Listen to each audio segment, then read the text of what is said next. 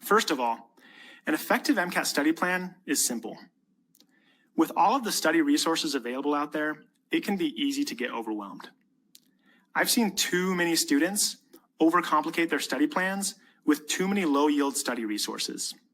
Instead, I recommend building your studying around just a few of the best study resources out there, specifically resources produced by the people who wrote the test, the AAMC.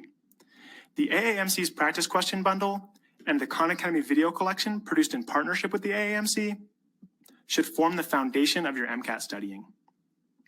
Content review books such as the Kaplan or Princeton 7-book series and other free YouTube videos can also support this foundation as needed, but remember to keep your focus on the very best resources, those produced by the AAMC. As previously mentioned, these resources are fully integrated into our free Mcat prep course.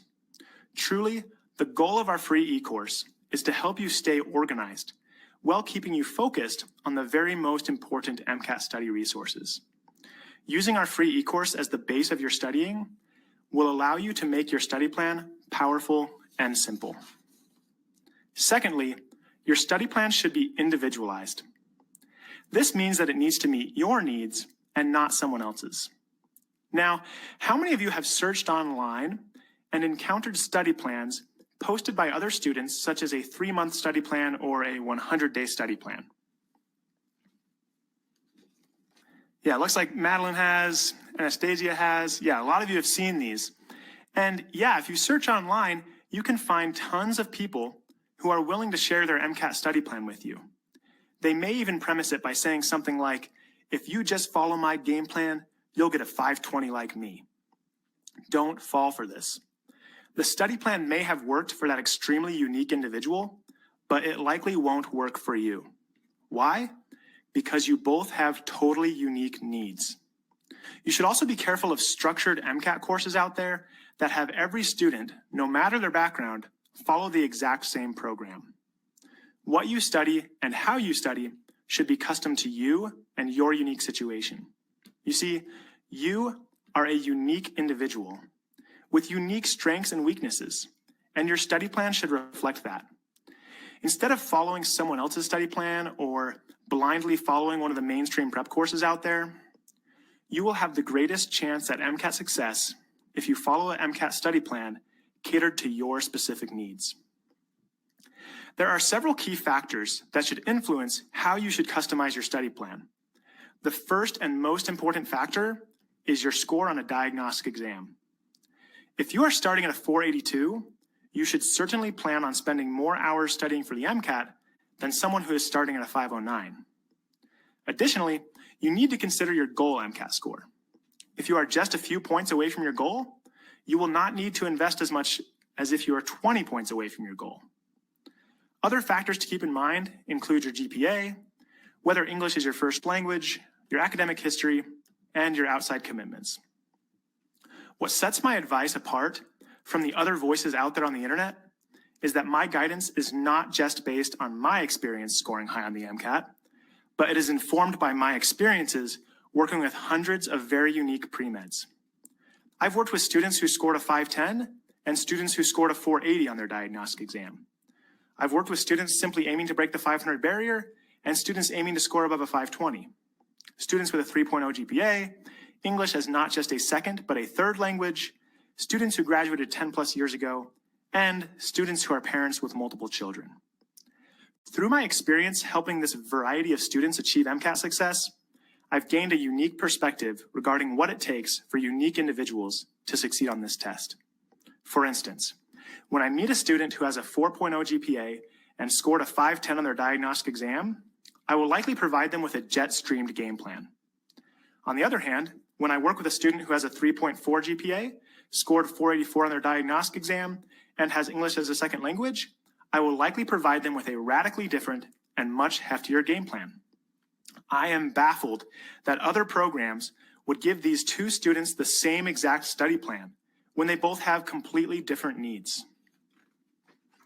I carefully account for all of these factors and more in my Create Your Own Study Plan course, which comes with the basic pro plan for just $9.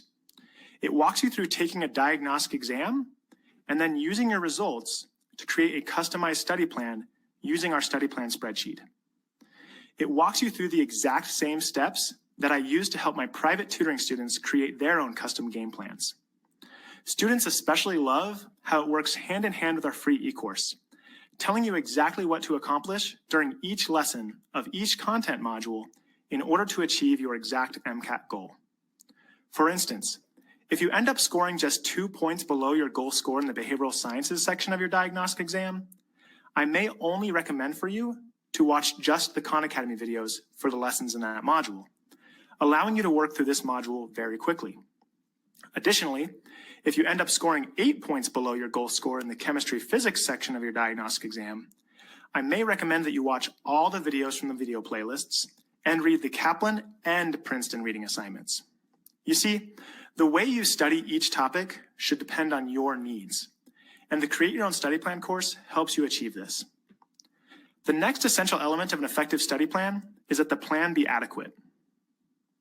The Mcat is a beast of a test, and studying for the Mcat goes against the popular get-rich-quick or lose 10 pounds in 5 days advertisements that surround us. Yes, there are people on the internet who will tell you that they got a 520 after studying for just 3 weeks, and there are countless 3-month study plans floating around out there. But remember that these are the exception and not the rule. Following these streamlined study plans may work for exceptionally rare and gifted students, but it will likely not work for you. So how long should you study for the Mcat? Go ahead and type into the chat how long you think the typical student should study for the Mcat before taking it. I'm seeing Sarah saying 5 months, 6 months, 3 to 6 months. Someone says a lot. Awesome. Great. Thanks for your responses here, guys. And one thing I'm immediately noticing about most of your responses is that they are focused on time periods, such as weeks or months, and not quantities of time, such as hours. And this is very common. I get asked all the time, hey, Andrew, do you think I can be ready for my test date in 3 months? Or, hey, Andrew, do you think I can achieve a 520 by this date? And while it is very important to understand your timeline so that you know when to schedule your test date, before thinking about your schedule, you need to think about the quantity of time you are going to invest into your Mcat studying overall. This is because 3 months for one student is completely different than 3 months for another. For one student, 3 months might entail 60 hours of full-time Mcat studying per week, while for another, it might include just 10 hours of Mcat studying per week in between classes and work. For this reason, thinking in terms of weeks or months will not give you the best idea in terms of the amount of time you need to invest into this exam. Instead, I recommend determining the total number of hours you personally need to study in order to achieve your goal score, and then mapping those study hours into a timeline. This way, you are not focused on how long of a period you are studying for the Mcat, but how much time you are investing into your studying overall, which is a much better determiner of your success. And I believe that the quantity of time a student studies for the Mcat is the #1 factor that will determine if they succeed or not. I've seen so many students with great potential fail to succeed because they were unwilling or unable to put in the time required.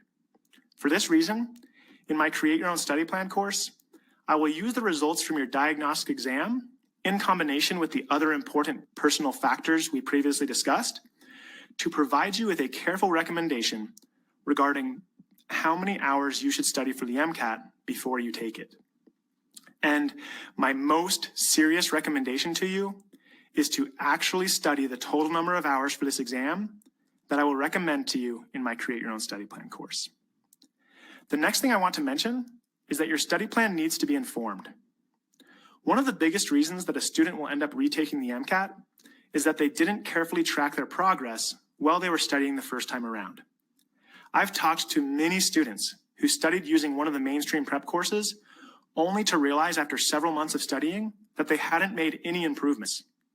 You should be checking your progress every couple of weeks to make sure that what you are doing is working.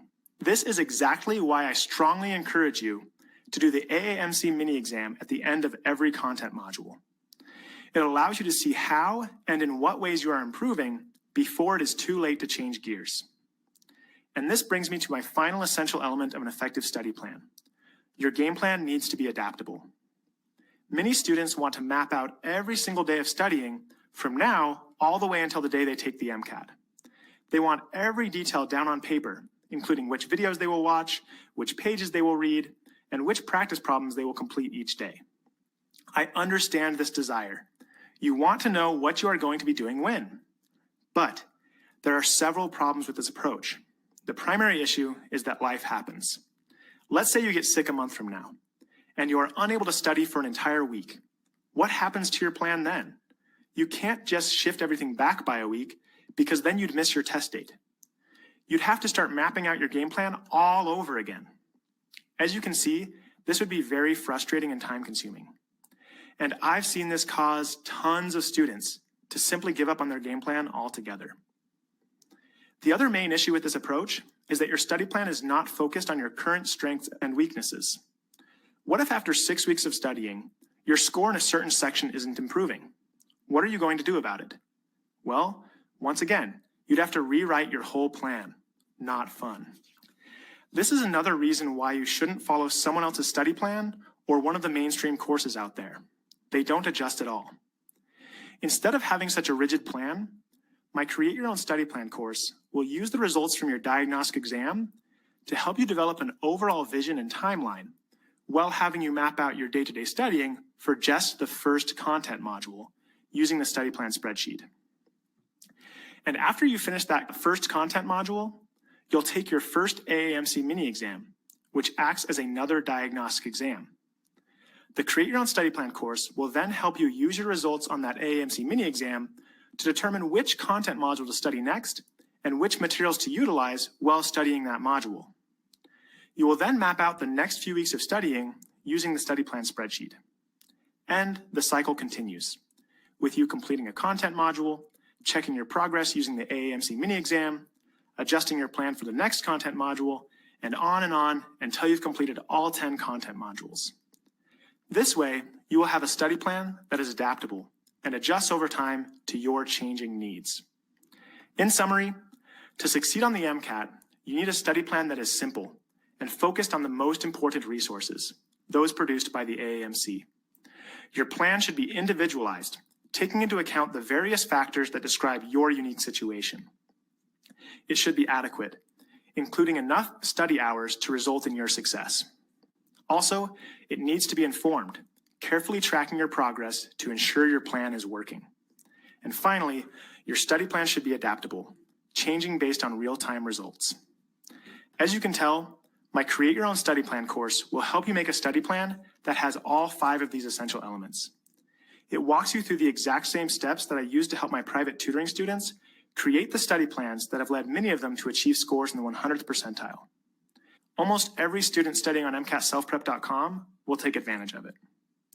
The 4th key to earning a top Mcat score is to have a high-level review system.